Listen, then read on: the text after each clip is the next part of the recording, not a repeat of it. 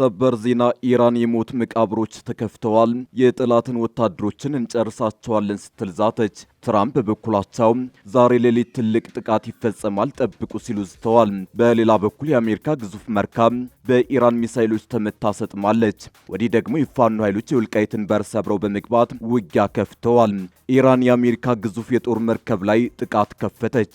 ኢራን በሻብ ሚሳኤሎች በፈጸመችው ጥቃት የዋሽንግተን መርከብ ሰጥማለች። ትራምፕ በበኩላቸው ዛሬ ኢራን እጅግ በኃይለኛው ትመታለች ሲሉ ከዚህ ቀደም ኢላማ ያልነበሩ የቴህራን ባለስልጣናት ላይ ጥቃት ሊፈጸም እንደሚችል ዝተዋል። ኢራን በበኩሏ እጅ የመስጠት ህልማችሁን ወደ መቃብር ትወስዱታላችሁ፣ የሞት መቃብር ተከፍቷል ስትል ከባድ ዛቻ አሰምታለች። ታደምጡታላችሁ።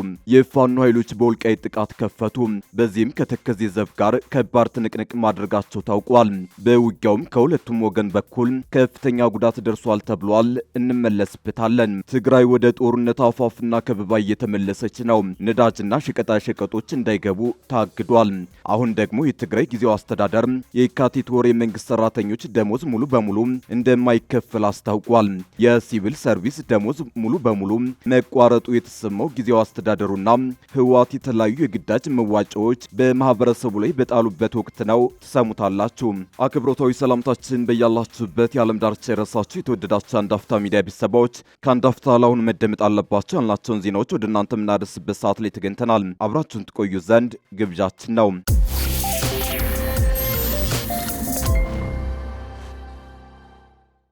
ኢራን የአሜሪካ ግዙፍ የጦር መርከብ ላይ ጥቃት ከፈተች።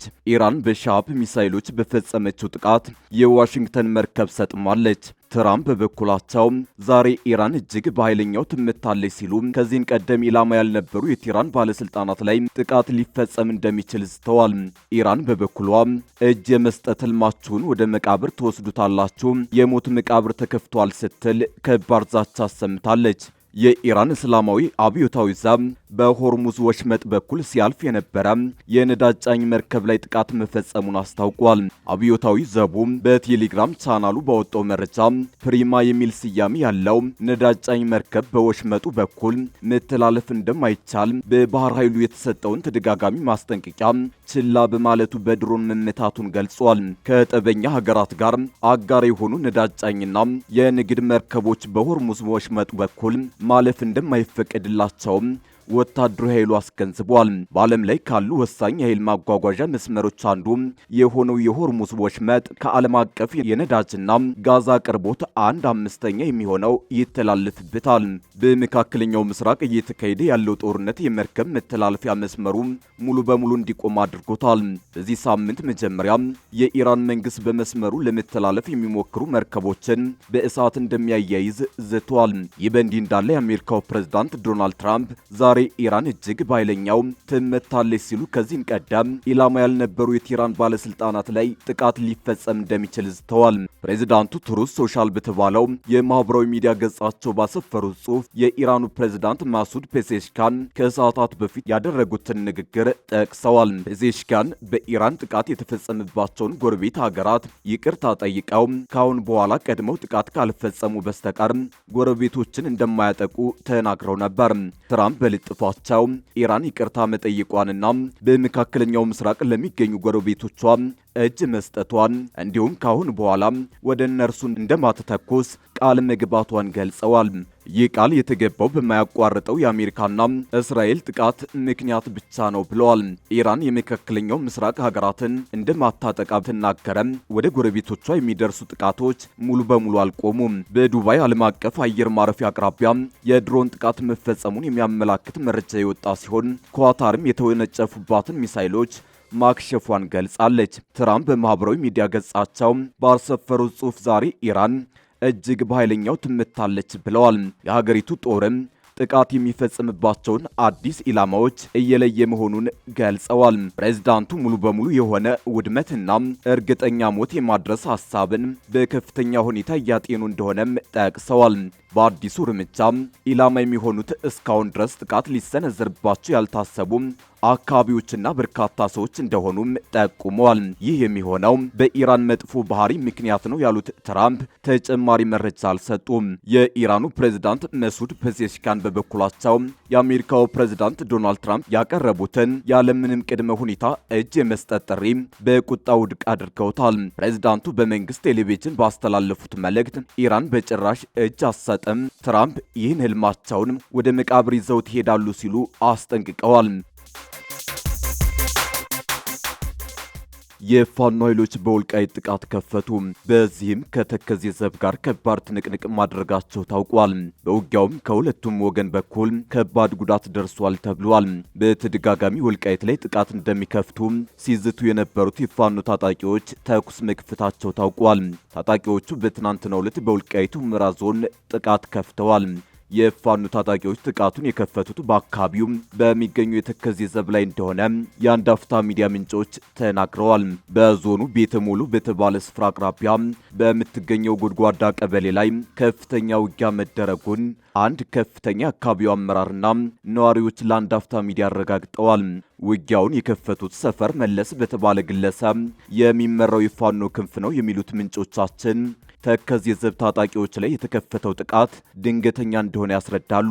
በዚህም ውጊያም ከፍተኛ ቁሳዊና ሰብአዊ ኪሳራ ስለመድረሱም ነግረውናል። በዚህ ውጊያ 8 የሚደርሱ የፋኖ አባላት ሲገደሉ 4 የሚሆኑ የተከዜ ዘብ አባላት ደግሞ እንደቆሰሉና እንደተገደሉ የአንድ አፍታ ሚዲያ ታማኝ ምንጮች አስረድተዋል።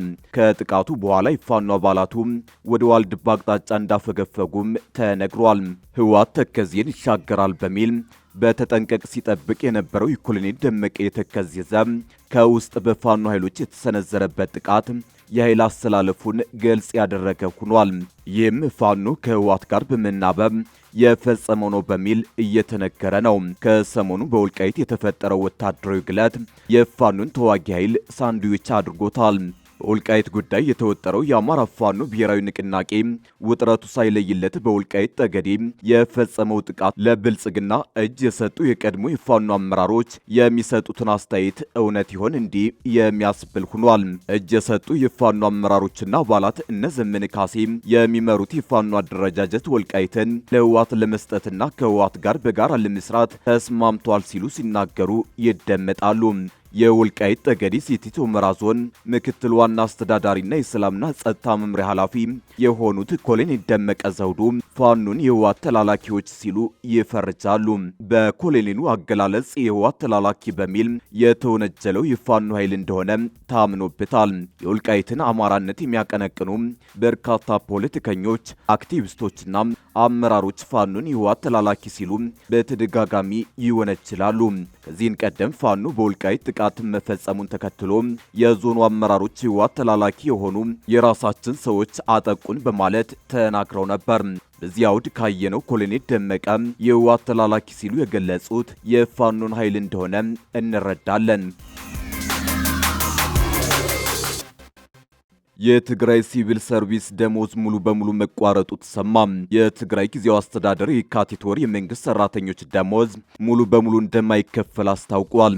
በመገባደድ ላይ የሚገኘውን የካቲት ወር ደሞዝ መክፈል እንደማይችል የትግራይ ጊዜያዊ አስተዳደር የትግራይ ሲቪል ሰርቪስ ቢሮ ገልጿል። የደሞዝ ክፍያ የተቋረጠው ከፌዴራል መንግስት የሲቪል ሰርቪስ ሰራተኛ ደሞዝ በጀት ሙሉ በሙሉ በመከልከሉ መሆኑን ቢሮው ጠቁሟል። ቢሮው በጉዳዩ ላይ በሰጠው መግለጫ የፌዴራል መንግስት ከጥቅምት ወር ጀምሮ ባደረገው የበጀት መቆራረጥ በጥርና የካቲት ወር ሙሉ በሙሉ አልለቀቀም ብሏል። በዚሁ ምክንያት ለክልሉ ጊዜያዊ አስተዳደር ሲቪል ሰርቪስ ሰራተኞች ደሞዝ መክፈል እንዳልቻለ ቢሮ አስታውቋል። በደሞዝ መቋረጡ ከ141 ሺህ በላይ የመንግስት ሰራተኞች ሰለባ ይሆናሉ የተባለ ሲሆን የኢኮኖሚና ማህበራዊ ጫና ውስጥ እንደሚገቡ ተጠቁሟል። የሲቪል ሰርቪስ ደሞዝ ሙሉ በሙሉ መቋረጡ የተሰማው ጊዜያዊ አስተዳደሩና ህወሓት የተለያዩ የግዳጅ መዋጮዎች በማህበረሰቡ ላይ ማህበረሰቡ በአስገዳጅ ቀጥተኛና ተዘዋዋሪ መዋጮዎች ለከፍተኛ ኢኮኖሚያዊና ማህበራዊ ጫና ተጋልጧል። በህወሓትና በፌዴራል መንግስት መካከል የተፈጠረውን ውጥረት ተከትሎ በክልሉ ከፍተኛ የጥሬ ገንዘብ እጥረትና የዋጋ ንረት ተከስቷል። በሌላ በኩል የፌዴራል መንግስት የመድኃኒት አቅርቦት መቋረጡን የጊዜው አስተዳደሩ ጤና ቢሮ አስታውቋል። ቢሮው ትናንት ማምሻውን በሰጠው መግለጫ የክልሉ ጤና ዘርፍ ከፍተኛ ፈተና ውስጥ መግባቱን ገልጿል። በመድኃኒትና በነዳጅ አቅርቦት እጥረት እንዲሁም በበጀት መቋረጥ ምክንያት የክልሉ የጤና ስርዓት አደጋ ላይ መውደቁንም ቢሮው ጠቁሟል። የፌዴራል መንግስት አስቸኳይ መፍትሄ ካልሰጠም የጤና ስርዓቱን ለማስቀጠል አዳጋች ነው ያለው ቢሮው ሆስፒታሎችን ጨምሮ የጤና ተቋማት የተሟላ አገልግሎት እየሰጡ አይደሉም ብሏል። ፌዴራል መንግስት ወደ ትግራይ የሚላከውን የመድኃኒት አቅርቦት ሙሉ ለሙሉ ማቋረጡን የክልሉ ጊዜያዊ አስተዳደር የጤና ቢሮ ኃላፊ የሆኑት ዶክተር አማኑኤል ኃይሌ ገልጸዋል። ኃላፊው በሰጡት ጋዜጣዊ መግለጫ የመድኃኒት አቅርቦት ከጥር ወር ጀምሮ ሙሉ በሙሉ መቋረጡን የመላ ህብረተሰቡን ጤና የሚጎዳ የጅምላ ቅጣት ነው ብለዋል። የሚመለከታቸው የፌዴራል ተቋማትና ዓለም አቀፍ ለጋሽ ድርጅቶች ለችግሩ አስቸኳይ መፍትሄ እንዲሰጡ ጠይቀዋል። የህወሓትን ጥቃት ሸሽተው ከአወዛጋቢ የራያ አካባቢዎች የተፈናቀሉ 100,000 ሰዎች ለአንድ ወር ያክል ምንም አይነት ሰብአዊ ድጋፍ ባለማግኘታቸው ለረሃብ መጋለጣቸው ተሰምቷል። ከራያ ኮረም፣ ኦፍላና ዛታና ራያ አላማጣ ጦርነትን ሸሽተው የተፈናቀሉ ወገኖች ምንም አይነት የምግብ ድጋፍ ለአንድ ወር ባለማግኘታቸው ለረሃብ ተጋልጠናል ብለዋል። ፌዴራል መንግስት ያሰፈረውን ኮማንድ ፖስት አካባቢውን ለቆ መውጣቱን ተከትሎ ከ6 ወረዳ የተፈናቀሉ 100,000 ወገኖች በቆቦና ሰቆጣ ከተማ መጠለላቸውን ዶቼ ቬለ ዘግቧል። ተፈናቃዮቹ ከቤት ከወጡ አንድ ወር ያለፋቸው ቢሆንም በመንግስት በኩል መረጃ ከመሰብሰብ ያለፈ የቀረበልን ድጋፍ የለም ብለዋል። የመንግስት አካላት ከ2 ሳምንት በፊት የተፈናቃዮችን መረጃ እያደራጀን ነው ያሉ ቢሆንም አሁንም ሰብአዊ ድጋፍ መቅረብ አልተጀመረም። ተፈናቃዮችን ያስጠልለው ማህበረሰብ ለ100,000 ሰዎች ድጎማ ማድረግ አለመቻሉን ተከትሎ እናቶች፣ ህጻናትና አዛውንቶች ለምግብ እጥረት እየተጋለጡ መሆኑ ተገልጿል። አንድ በቆቦ ከተማ የተጠለሉ ተፈናቃይ ሁኔታውን ሲገልጹ ከቤት ስትፈናቀል መከራ ነው፣ ችግር ነው፣ ሁሉም የከፋው ነው። ምን ታደርጋለህ? እንግዲህ የቆቦ ሰው ከአንድ አይሉ 3-4 ጊዜ አደጋ ደርሶ አስጠልሎ ኑሯል። አሁን ያለው ደግሞ በጣም ከባድ ነው። የሚመለከተው አካል ካልደረሰ አስከፊ ነው ብለዋል። ካላማጣና አካባቢ ወደ ሰቆጣ ከተማ የተፈናቀሉ ወገኖችን በሰቆጣ ከተማ በሃይማኖት ተቋማት ውስጥ ተጠልለው እንደሚገኙ ተናግረዋል። ይሁን እንጂ እስካሁን ድረስ ከመንግስት የምግብ ድጋፍ ለማግኘት ግን የዋግምራ ብሔረሰብ ዞን አደጋ ስጋትና ስራ አመራር ኮሚሽን ተጠሪ ጽህፈት ቤት ጥያቄ ቢያቀርቡም ሊሰማን የሚፈልግ አካል አልተገኘም ብለዋል። በቆቦ ከተማ ተፈናቅለው የሚገኙ እናትም ችግራችን ምግብ ነው፣ የምግብ ድጋፍ ማግኘት አልቻለም፣ ጉልበት ያለው በጉልበቱ ምግብ ለማግኘት ይጥራል፣ አቅመ ደካሞች ግን ልመና ላይ ናቸው ይላሉ። አክለውም ወንድሜ ምን ያደርግልናል? ችግራችንን ብንናገር ረጃ አካል ነው ያጣነው። ሰው ሁሉ ችግር ውስጥ ነው ያለው። በረንዳ ላይ የሚያድር አለ። ሴቶች የቀን ስራ እየሰሩ ነው። ምንም አይነት እርዳታ የለም። ያው በሽቀላ ነው ያለነው። አቅመ ደካማ የሆነ በመለመን ህፃናትም ልመና ላይ ወጥተዋል ብለዋል። አሁንም በየዕለቱ ወደ ቆቦ ከተማ ከአካባቢያቸው እየተፈናቀሉ የሚገኙ ሰዎች ቁጥር ከፍተኛ ነው ተብሏል። ህወሓት በተቆጣጠራቸው የራያ አካባቢዎች አስፈሪ የጦርነት ድባብ መኖሩን ተከትሎ የተፈናቃዮች ቁጥር በየቀኑ እየጨመረ መሆኑ ተገልጿል። 100,000 የሚጠጉ ተፈናቃዮች መመዝገቡን የገለጹት የተፈናቃዮች አስተባባሪ አቶ ስዩም በተፈናቃዮች ላይ ረሃብ መከሰቱን ተናግረዋል። በመንግስት በኩል ከመመዝገብ የዘለለ ጠብ የሚል እስካሁን የመጣ ነገር የለም። እናቶች አሉ፣ እርጉዞች አሉ፣ አዛውንቶች አሉ። አጠቃላይ ቀን በቀን እየጨመረ ነው ቁጥሩ።